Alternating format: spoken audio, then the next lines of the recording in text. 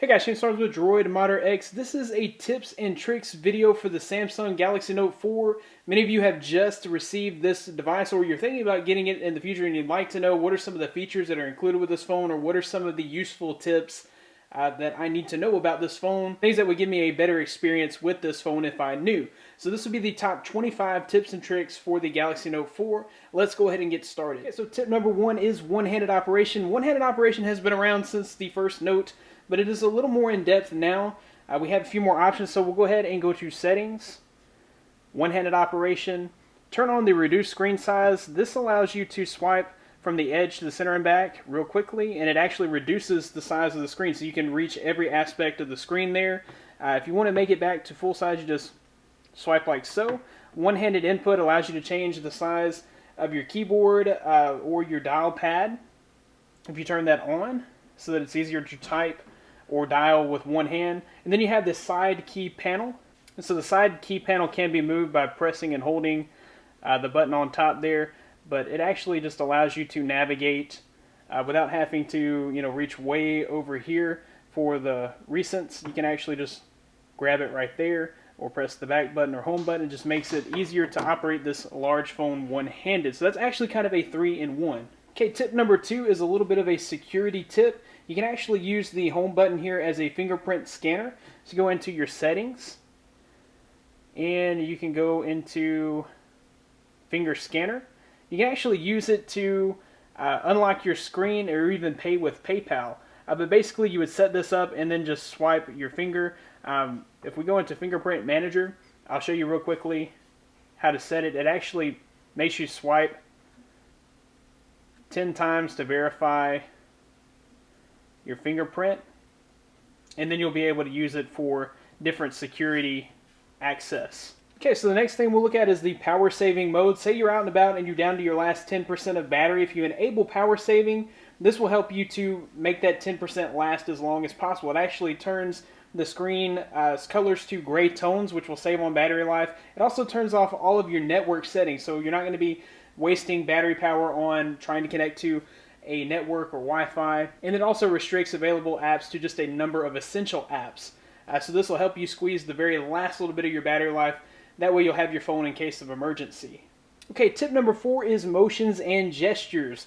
My favorite one is probably the one direct call. You can actually preset a determined number. If you pick up your phone and hold it to your ear, it will automatically dial and call whatever that predetermined number is. You have smart alerts, mute or pause, and palm swipe to capture. These are all motions and gestures that you can set up on your phone. Okay, tip number five is enabling the gesture to turn on the screen. So you can actually swipe your hand over the top of the screen and turn on the screen without actually touching the device. The way that you would enable that is go into accessibility, dexterity and interaction, and you would turn air wake up on. So go ahead and turn that on.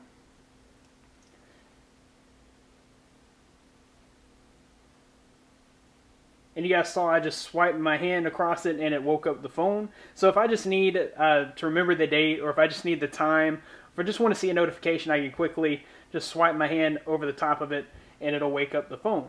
Okay, tip number six is enabling car mode. Now, car mode allows you to do several things with your phone without actually having to touch it, which is great for when you're driving. It does require that you have a Bluetooth-enabled car stereo system, but you'll be able to do things like hands-free talking. You'll be able to do navigation. You'll actually be able to text message, and you'll be able to listen to your music through your car speaker. So the way to enable that is through your quick settings, and you would just turn on the car mode, which is right here. You just turn that on, and that's going to open up your car mode. Okay, so it is winter time, and with it being winter time, you might actually find yourself wearing gloves, or maybe you work in like construction or something. You have to wear safety gloves at all times. There's actually a feature that enables you to increase your touch sensitivity. So we can actually turn on touch sensitivity in settings, display. Okay, where it says increase touch sensitivity, it says use your phone while wearing gloves by increasing the touch sensitivity of the screen. So if you have that checked, you can enable it or disable it in your quick settings by pressing this. Samsung does say that you should use leather gloves only, as like a latex glove or some other type of glove may not be recognized by the screen. Tip number 8 is adding a dynamic lock screen. So you can actually go into your settings and wallpaper. Then choose lock screen. You can actually make a dynamic lock screen by choosing from gallery, live weather, or my interest. If you choose live weather, the lock screen's wallpaper will actually change depending on the weather outside, the time of day, or your location where you're currently located. If you choose the from gallery, the lock screen's wallpaper will change based on images that are in your gallery, changing on a predetermined time. Tip number 9 is enabling private mode. The private mode allows you to hide items from the gallery, video, music, voice recordings, files, and things from your S Note. So we've all been there. You hand off your phone to somebody else, and they're just kind of, they say they're going to make a call, and then they open up the gallery. There may be things in there that you don't want others to see, just personal photos or whatever. There is a way to hide that. You would go into settings. You go to settings and then private mode. Okay, and then you can actually set up what you want to hide in the private mode. Okay, tip number 10 is turning on the easy mode. So if you go out and buy a Note 4 for, say, your grandfather or your grandmother, or just anybody that's not a tech fanatic, they may find that the Galaxy Note 4 is a little too complicated, there's too much going on. You can simply solve that by going into settings and easy mode and turning the easy mode on. Okay, once you have turned on the easy mode, you can see how different your display is. It just makes things easier to access. You can quickly get to your phone, quickly get to your messages. You can quickly get to your camera, and everything's huge, so you don't have to go searching for really anything at all. It's all just right there and available for you. It just makes things a whole lot easier for those that are not tech savvy.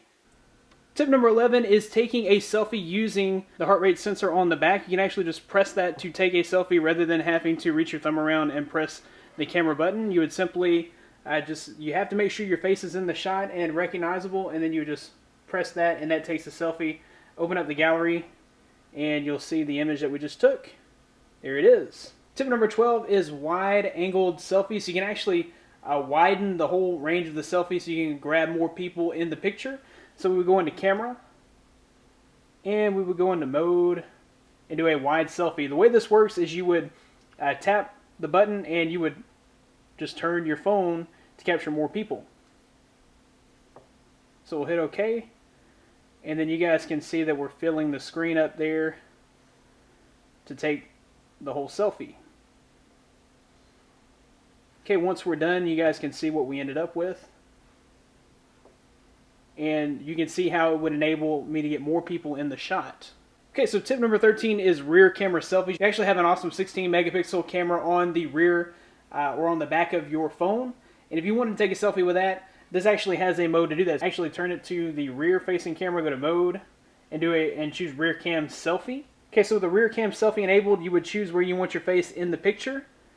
And then as you turn the phone around, it'll actually detect your face and make beeps and noises until it is ready for you to take the picture. So it'll actually put your face where it needs to be, give you a notification or a warning, and then you can snap the picture. Okay, so you can actually enable selective focus. This enables you to take a shot similar to the HTC functionality that blurs the background of the image. You can do the same thing with this new camera. This one only requires one camera to do the same thing that HTC did with two cameras. You go into your camera, and then you go to mode, and you would go to selective focus.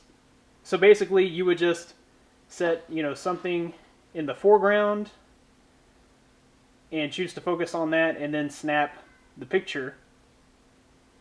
It'll process that, and you should get an image where the background is blurry. So you guys can kind of see how that works. Andy is nice, crisp, and clear. The background is blurred out.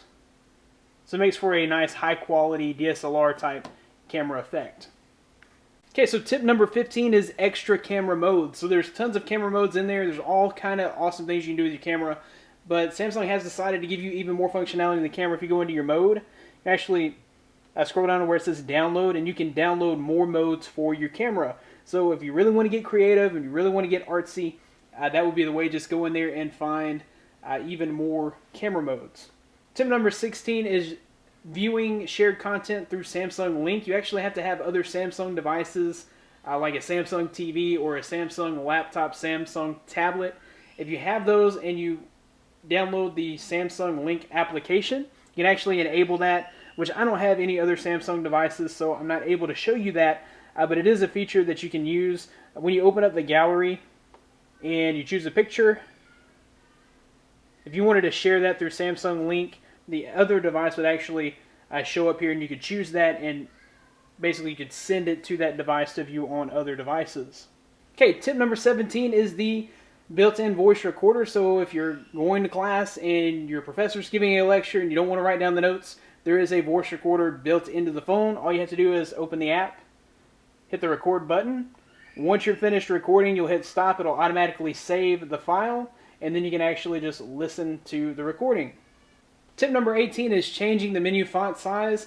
If you have a hard time seeing, you can actually change the font size to make the font bigger so it's easier to see. You would just go into settings, go down to accessibility, go to vision, and then scroll down to font size, and you can increase the font size.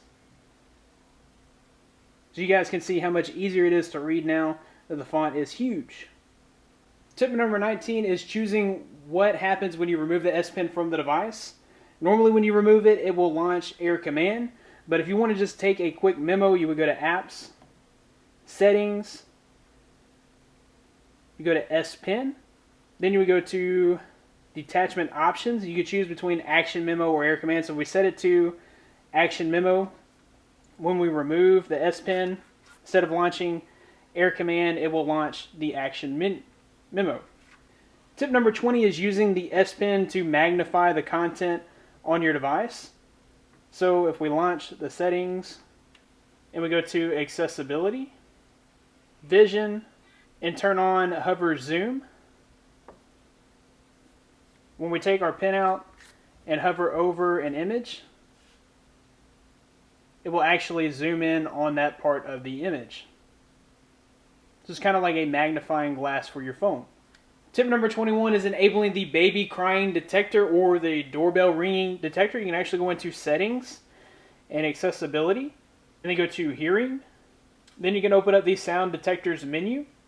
You can turn on the baby crying detector or the doorbell detector, and if this phone detects either of those two sounds, the phone will actually vibrate. So if you got it in your pocket, you're not really paying attention, you're kind of working and busy on other things, even the faintest little sound, this will be able to detect that and it'll vibrate so that you were notified that, hey, there's someone at the door or the baby's crying, you need to go tend to your baby. Pretty cool little trick. Tip number 22 is enabling tapping instead of dragging for answering calls or alarms. You would just go into settings and accessibility and check the single tap mode.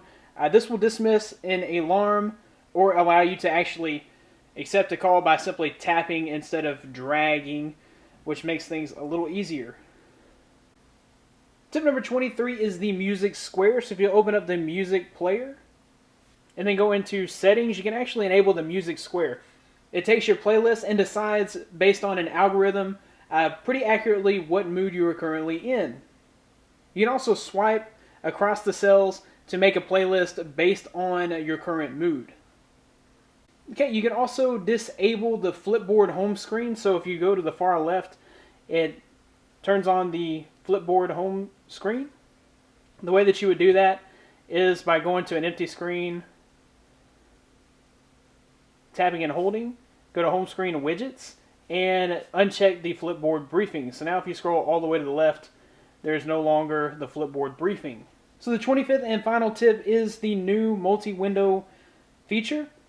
So multi-window has been in the previous versions of the Note, but it is a little easier to use and a little more functional in the Note 4. So the way you would enable it is you go to your quick settings and just make sure that multi-window is turned on. And then to actually use it, you would do what I just did there on accident. You would launch it and then just kind of swipe from the top left corner. It'll make it smaller. You can actually have 16 of these windows just like this.